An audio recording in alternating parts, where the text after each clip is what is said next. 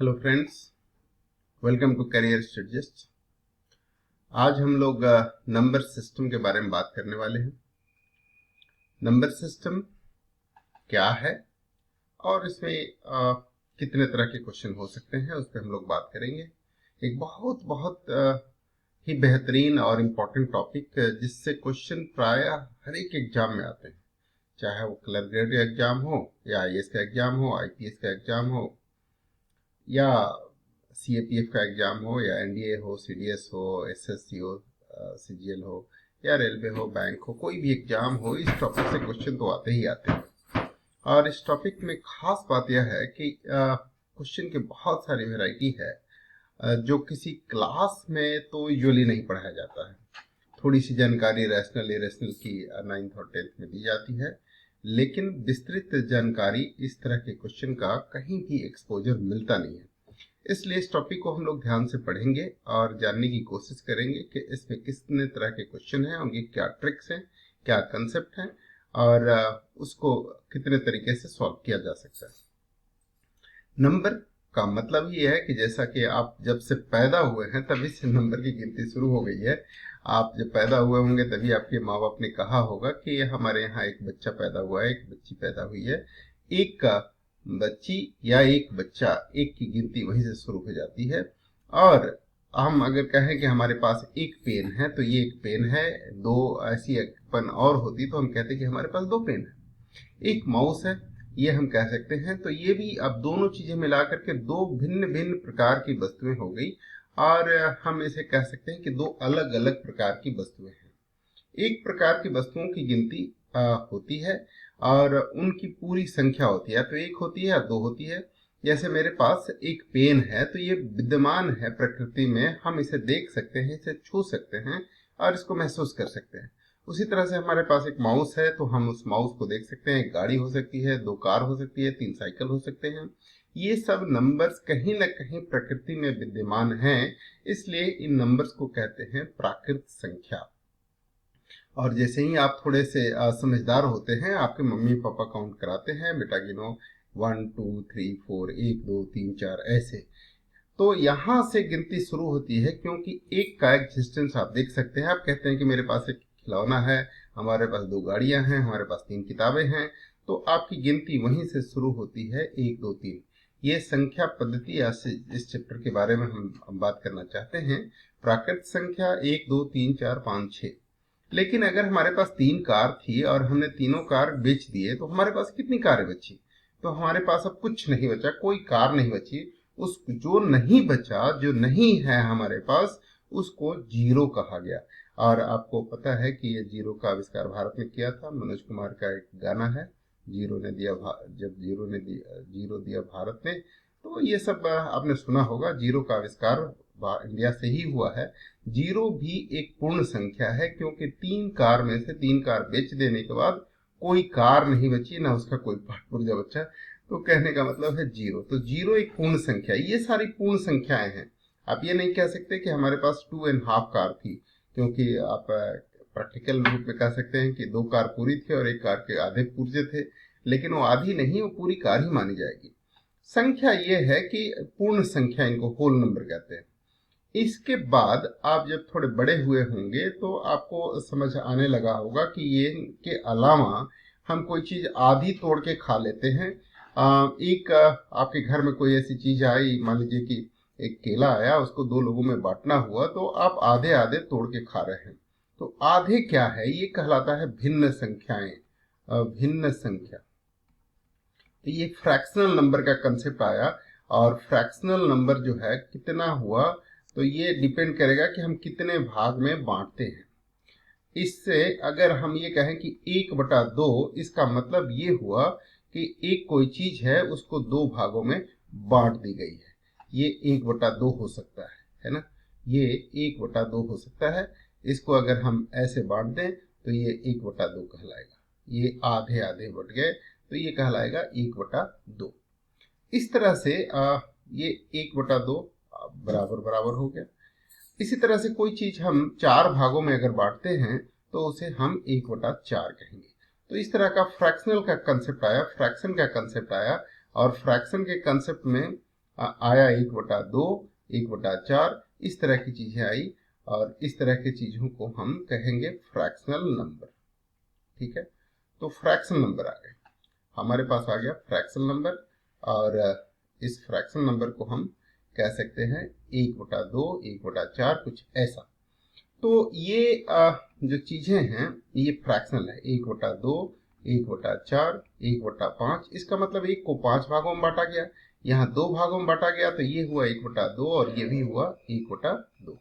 ये हो गया 1 का 4th पार्ट, एक पार्ट 1 का 4th पार्ट। तो ये सब फ्रैक्शनल नंबर का कंसेप्ट आया। बहुत बेसिक जानकारी है, लेकिन मैं इसलिए देना चाहता हूँ कि बहुत सारे ऐसे बच्चे होते हैं जिनकी बैकग्राउंड मैथमेटिक्स नहीं होती, और वो लोग कहते हैं कि हमारी मैथमेटिक्स बैकग्राउंड नहीं है, तो थोड़ा सा हम उनको बताना चाहते हैं। उसके बाद अब जब थोड़े बड़े हुए होंगे तो आपको कहा गया होगा, इवन एंड ऑड नंबर के बारे में बताया गया होगा कि एक सम संख्या होती है, सम संख्या, इवन नंबर्स और ऑड नंबर्स के बारे में। ये इवन नंबर्स क्या है? तो इवन नंबर्स वो संख्याएं हैं जिनके इकाई के स्थान पर 0, 2, 4, 6, 8 हो। 0, 2, 4, 6, 8 इकाई के स्थान पर हो तो वो संख्या सम संख्या कही जा सकती है। 6 और 8 हो तो वो संख्या सम संख्या कही जाएगी। या दूसरे शब्दों में ये कह सकते हैं कि जो संख्याएं 2 से पूरा पूरा भाग लग जाए वो सम संख्या होगी। जैसे ये सब संख्याएं हैं 268, 3012, इस तरह की सारी संख्याएं सम संख्या हैं। अब उसके बाद आया एक विषम संख्या। ये सब बहुत प्राइमरी नॉलेज है जो आपको पता होगा निश्चित रूप से। हम 2 सेकंड आपका और लेंगे, लगभग 2 सेकंड ही मान लीजिए कि इस बात को बताने के लिए। उसके बाद हम असली चीज पे आते हैं। एक ऑड नंबर्स होता है जो 2 से पूरा पूरा भाग ना लगे, 1, 3, 5, 7, 9, ये सब जिस संख्या के आखिरी में 1, 3, 5, 7, 9 हो वह संख्या विषम संख्या कही जाएगी। या ये कहें कि जिस किसी संख्या में 2 से पूरा पूरा भाग न लगे वह संख्या विषम संख्या कही जाएगी। ये संख्याएं विषम संख्या है, 379, 417, लाइक दैट एटसेट्रा, ये सब संख्याएं विषम संख्या है। इसके बाद एक डिवीजन आया नंबर्स का जिसको कहा गया रूढ़ संख्या या अभाज्य संख्या। अभाज्य संख्या, कौन सी संख्या को अब हम अभाज्य संख्या कहेंगे ये देखना है। तो अभाज्य संख्या हुई अभाज्य संख्या, नाम जैसा है कि अभाज्य, जिसको भाग नहीं दिया जा सके, या इसी को कहते हैं रूढ़ संख्या। लेकिन किससे भाग न दिया जा सके? किसी अन्य संख्या से भाग न दिया जा सके, इसको हम कहते हैं प्राइम नंबर्स। प्राइम नंबर्स, इसके सिर्फ 2 भाजक होते हैं। वैसी संख्या जिसकी सिर्फ 2 भाजक हो, वैसी संख्या जिसके सिर्फ 2 भाजक हो, सिर्फ 2 भाजक हो। कौन कौन से? एक स्वयं भाजक हो, एक तथा स्वयं वह संख्या, स्वयं वह संख्या, यही 2 भाजक होंगे तो उसको हम प्राइम नंबर कहेंगे। Number which has exactly 2 divisors are called prime numbers। तो इसका अर्थ ये हुआ कि प्राइम नंबर कौन कौन से हो सकते हैं? क्या एक प्राइम नंबर होगा? अब पहला सवाल यही आता है कि एक प्राइम नंबर है क्या? जैसा कि डेफिनेशन है कि इसके सिर्फ 2 भाजक होने चाहिए, एक नंबर स्वयं और एक 1। ये दोनों ही चीजें हैं 1 के साथ कि स्वयं 1 से भी भाग लग रहा है और 1 से भी भाग लग रहा है, लेकिन ये 2 नहीं, एक ही भाजक है, इसलिए इसे हम प्राइम नंबर नहीं कह सकते। 1 is not a prime number. Remember, एक पहली चीज कि 1 is not a prime number, एक अभाज्य संख्या नहीं है, अभाज्य संख्या नहीं है। 1 is not a prime number. तो कौन सा नंबर है? अभाज्य संख्या है? नहीं है। तो अभाज्य संख्या है कौन कौन सी? अभाज्य संख्याएं हैं 2, 3, 5, 7, 11, 13, 17, 19, 23, 29, ठीक है, 31, लाइक दिस। इस तरह की संख्याएं जो है ये अभाज्य संख्याएं हैं। ऐसी संख्याएं जिनके सिर्फ दो भाजक हो, जैसे यहाँ पे देखें 1 के कौन कौन से भाजक है, 1 और 2, 2 से भाग लग सकता है। उसी तरह से 17 के भी कितने भाजक हैं, 1 और 2। 29 के भी कौन भाजक है, 1 और 17, सॉरी, एक तो 1 और दूसरा 17 स्वयं, ये है 1 और ये है 29। तो इस तरह से ऐसी सारी संख्याओं के भाजक कितने हैं, एक 1 और एक वो स्वयं। तो इस तरह की संख्याएं कहलाएंगी अभाज्य संख्याएं। इन सारी अभाज्य संख्याओं में आप देख पा रहे हैं कि 2 एक इवन नंबर है, बाकी सारी अभाज्य संख्याएं ऑड है। तो एक और बात पता चल गई आपको कि 2 एकमात्र सम अभाज्य संख्या है, सम अभाज्य संख्या है, 2 एकमात्र सम अभाज्य संख्या है। ठीक है, ये 2 एकमात्र ओनली इवन ऑड नंबर्स, ठीक है, only even prime number, 2 is only even prime number. बाकी सारी की सारी जो अभाज्य संख्याएं हैं वो विषम है।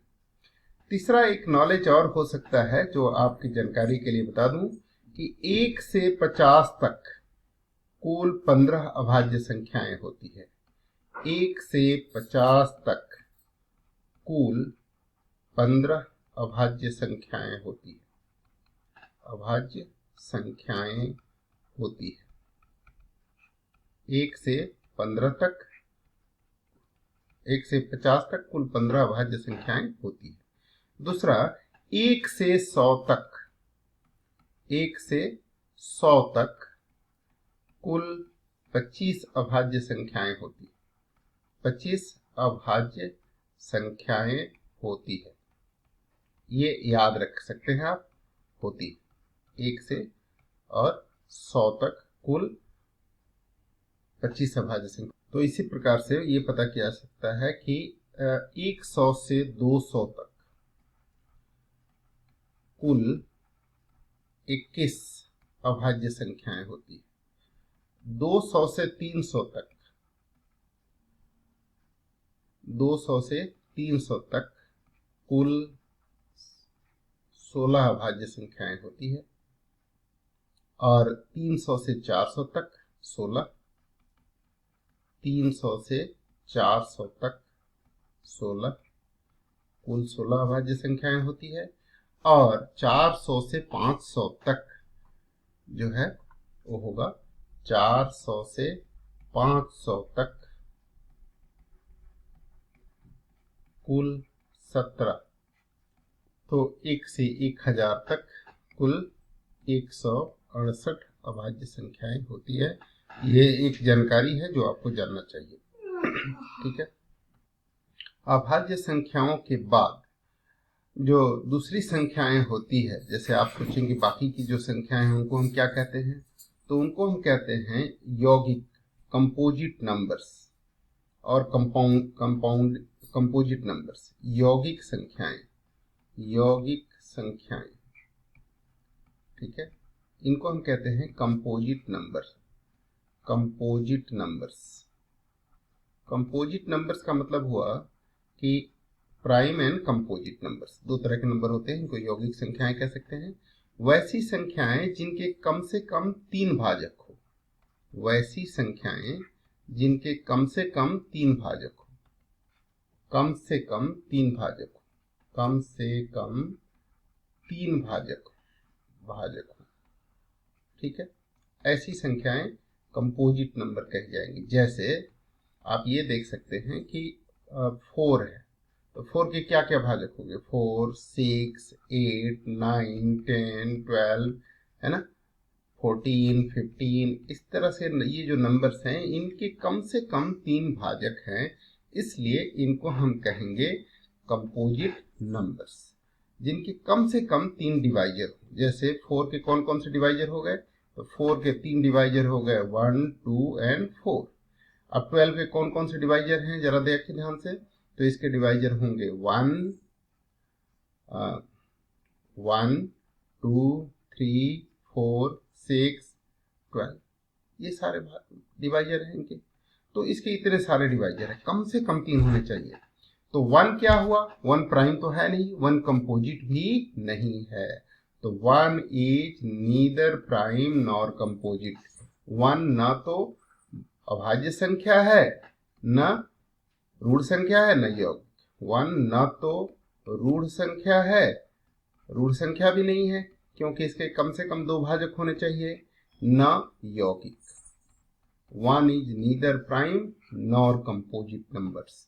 ठीक है, तो 1 न तो ऋण संख्या है, नहीं यौगिक। अब हम बात करते हैं जो नेचुरल नंबर हमने सीखा, इन नेचुरल नंबर के लिए कुछ खास बातें जानना जरूरी है। इसी में एक बड़ा इंटरेस्टिंग क्वेश्चन हम आपको बताएंगे। तो आप देखें कि प्राकृत संख्याओं का योग निकालने का कुछ शॉर्टकट तरीका है।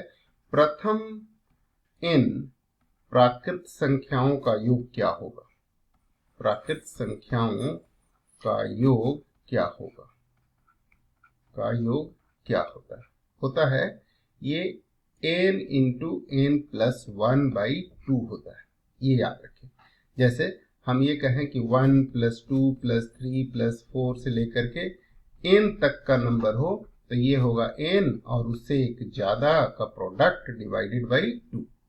अब आपसे कोई पूछे कि अच्छा ठीक है, ये तो समझ गए, इसका उपयोग क्या होगा, तो आप कह सकते हैं कि 1 से लेकर के 100 तक के सभी संख्याओं का योग क्या होगा। वैसे अगर आप लिख करके काउंट करने लगे तो आपको बहुत वक्त लगेगा, लेकिन 1 से 100 तक के सभी प्राकृत संख्याओं का योग क्या होगा, सभी प्राकृत संख्याओं का योग क्या होगा, संख्याओं का योग क्या होगा, क्या होगा, क्या होगा, ये हम अगर जानना चाहते हैं तो आपको ये सिर्फ लगेगा 3 सेकेंड, जिससे आप निकाल सकते हैं। कैसे निकालेंगे, तो सॉल्यूशन ये हो गई कि 1 प्लस 2 प्लस 3 से लेकर के कहां तक करना है जी, 100 तक। n के जगह पर क्या है, 100, तो हम लिख देंगे 100 इंटू उससे एक ज्यादा 101 डिवाइडेड बाई 2, ये 50 से कट गया और आंसर हो गया 5050, ये आंसर हो गया। आप इतने आसानी से इसको याद कर सकते हैं। लेकिन इसी में किसी ने अगर पूछ दिया जाए कि बताइए 61 से लेके 100 तक के सभी प्राकृत संख्याओं का योग क्या होगा, या 61 से लेके 90 तक के सभी प्राकृत संख्याओं का योग क्या होगा, 61 से 90 तक के सभी प्राकृत संख्याओं का योग क्या होगा, तो आप कैसे करेंगे, प्राकृत संख्याओं का योग क्या होगा, का योग क्या होगा। ठीक है, तो ये एक आसान सा सवाल है, लेकिन फॉर्मूला आप देखिए लिखा है यहाँ पे शब्द, ध्यान दीजिए शब्द पे, प्रथम से शुरुआत से अगर हो तभी ये फॉर्मूला लागू होगा, अदरवाइज ये फॉर्मूला लागू नहीं होगा। तो हमें यहाँ पे निकालना है 61, 62, 63 से लेकर के और 90 तक का। इसका मतलब हुआ कि हम इसको निकाल सकते हैं 1, 2, 3 से लेकर के और 60 तक का, प्लस कर दिए इसमें 61, 62 से लेकर के 90 तक का, और फिर हम इसमें से सम निकाल देंगे 1, 2, 3 से लेकर के 60 तक का, तो ये फॉर्मूला हमारा लागू हो जाएगा। तो अब ये हो गया हमारा क्वेश्चन क्या, 90 इंटू 91 उससे एक ज्यादा divided by 2 minus 60 into 61 divided by 2, ये 30 से कैंसिल हो गया, ये 45 से कैंसिल हो गया, 45 1 जा 45, 5 कैरी 4 एंड 45 9 जा 3, 405, 405 and 4, 409. So 4095 minus 0, 3 and 8. So that will be यहाँ पे बच जाएगा 5, 9 में 3 6 और यहाँ 9, 10 में से 8 गया 2 एंड 3 में से 1 गया 2। तो ये आंसर आ गया आपका। इस तरह से आप आंसर निकाल सकते हैं। अब इस पे कुछ और क्वेश्चन करते हैं, थोड़ा सा इसकी कैरेक्टर पे और जाते हैं, आगे बढ़ते हैं कि किसी को सिर्फ सम संख्या ही चाहिए या किसी को सिर्फ विषम संख्याओं का ही योग निकालना हो तो क्या करे। जैसे कोई कहे कि हमें 1 से 100 तक के सभी विषम संख्याओं का ही योग ज्ञात करना है, तो क्या होगा? तो 1 से प्रथम, ये एक फॉर्मूला है, और प्रथम n प्राकृत विषम संख्याओं का योग, विषम संख्याओं का योग होता है n स्क्वायर। याद रखें, n स्क्वायर यानी जितनी संख्या होगी शुरुआत से विषम संख्याएं, उनका स्क्वायर। 1 + 3 + 5 + 7 ये विषम संख्याएं हैं। n संख्या हो, n संख्या, तो होगा n स्क्वायर। अब कोई क्वेश्चन अगर ऐसा पूछ ले कि 1 से 20 तक, छोटा सवालिया, या 200 तक के सभी विषम संख्याओं का योग क्या होगा, विषम संख्याओं का योग क्या होगा, तो आप क्या करेंगे? का योग क्या होगा? तो 1 से 200 तक कितनी विषम संख्याएं होगी जी? 1 से 200 तक 100 विषम और 100 सम। तो आंसर हो गया है यहाँ 1 से 200 तक 1 + 3 5 ऐसे लेकर के 199 तक कुल 100 विषम संख्याएं होंगी, और इसलिए आंसर हो गया 100 का स्क्वायर यानी 10,000। आप चाहें तो छोटे छोटे एग्जाम्पल लेकर के देख सकते हैं। 1 से 10 तक के सभी विषम संख्याओं का योग क्या होगा? 1 से 10 तक कुल 5 विषम संख्याएं होंगी, 5 का स्क्वायर 25। ठीक है, इसमें कोई दिक्कत वाली बात नहीं। अब अगर ऐसा कोई कहे सम का निकालना है, तो उसके लिए क्या फॉर्मूला होता है? प्रथम n सम प्राकृत संख्याओं का योग, प्राकृत संख्याओं का योग होता है n × n + 1। 2 से इसमें डिवाइड नहीं होगा। ठीक है, अब जैसे कि ये क्वेश्चन लिखा हो इस तरह का कि 2 + 4 + 6 + 8 प्लस ऐसे कितनी संख्या? n संख्या, तो ये होगा n × n + 1। ऐसी n संख्याओं का योग n × n + 1 होगा। अब आपका एक सवाल है, जैसे मान लीजिए कि क्वेश्चन हो कि 1 से 100 तक के सभी सम संख्याओं का योग क्या होगा? सभी सम प्राकृत संख्याओं का योग क्या होगा? संख्याओं का योग क्या होगा? What will be the sum of all even prime numbers? ठीक है, अप टू 100। तो ये हो गया कि 2 + 4 + 6 + 8 अप टू 100 तक कितनी संख्याएं होगी ऐसी? 50। तो 50 गुने n + 1 दैट इज 51। ये हो गया 2550। ऐसे ही आंसर निकल आएगा। इंटरेस्टिंग है, आप बिना कुछ प्लस माइनस किए आप आसानी से ज्ञात कर सकते हैं। अब देखें, एक और फॉर्मूला है, प्रथम n प्राकृत संख्याओं के वर्गों का योग। प्रथम n प्राकृत संख्याओं के वर्गों का योग क्या होगा? तो ये 1 स्क्वायर, 2 स्क्वायर, 3 स्क्वायर, 4 स्क्वायर, ऐसे अगर n स्क्वायर तक हो तो ये फॉर्मूला होता है n × 1 2n + 1/6। और इसी तरह से एक और फॉर्मूला होता है जिसको आप कह सकते हैं प्रथम n प्राकृत संख्याओं के घनों का योग, क्यूब्स। संख्याओं के घनों का योग, क्यूब्स का योग क्या होगा? तो इसमें भी एक फॉर्मूला होता है, और ये सब फॉर्मूला मैं बता क्यों रहा हूं आपको, ये बताने वाली बात है। अभी आप उसको देखें, बड़ा इंटरेस्टिंग सा चीज है। 3q 4q ऐसे अगर nq हो तो इसका फॉर्मूला होता है n × n + 1/2 whole square, right. अब इसका उपयोग क्या है? एक तो ये आपने देख लिया कि ऐसे किसी भी नंबर के स्क्वायर का सम निकाल सकते हैं। जैसे मान लीजिए कि मैं एक क्वेश्चन दे दूं कि फाइंड द सम ऑफ, निम्नलिखित का मान क्या होगा, निम्नलिखित का मान क्या होगा, का मान क्या होगा, अगर ऐसा हम दे दें क्या होगा। और ये लिखा है कि 11 square plus 12 square plus 13 square, ऐसा, चाहे 11 क्यूब 12 क्यूब 13 क्यूब ऐसा कुछ लिखा है मान लीजिए। तो आप अगर ऐसे कैलकुलेट करते रहेंगे क्यूब इनका निकाल करके 20 क्यूब तक, तो आपको बहुत समय लगेगा। तो तरीका क्या हुआ, जो आपने ये फॉर्मूला सीखा उसके हिसाब से इसका फॉर्मूला हो गया कि 1 cube plus 2 cube plus 3 cube, ये हम 10 क्यूब तक इसमें प्लस कर देते हैं ताकि हम फॉर्मूला लगा सके, है ना।